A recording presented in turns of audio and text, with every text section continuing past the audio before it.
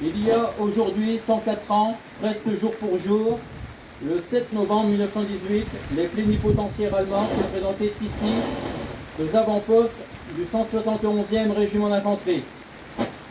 C'était la première étape de l'itinéraire qui devait les conduire devant le maréchal Foch, dans la clairière de Rotonde, en forêt de Compiègne, où devait se signer l'armistice du 11 novembre 1918. Si le clairon cellier sonnait ici même le cessez-le-feu local, la guerre n'en était pas pour autant terminée, puisque les combats ont continué dans les secteurs voisins, et qu'entre le 8 et le 11 novembre, on a compté 92 morts et 225 blessés dans les rangs de l'armée française.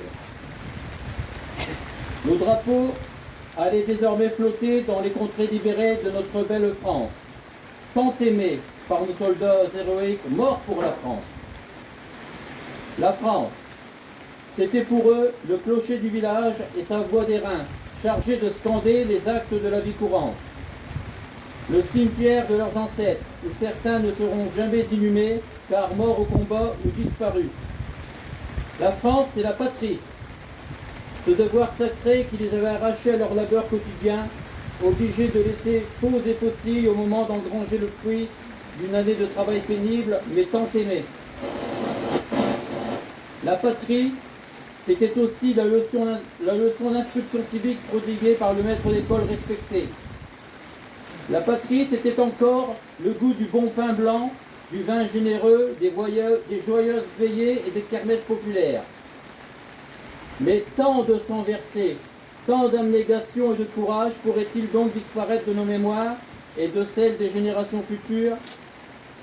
C'est pourquoi il est nécessaire aujourd'hui et plus que jamais de porter à la connaissance de ces événements et combats qui amenèrent nos braves poilus à la victoire. Par la mobilisation générale du 2 août 1914. Et c'est précisément le lendemain que l'Allemagne nous déclare la guerre.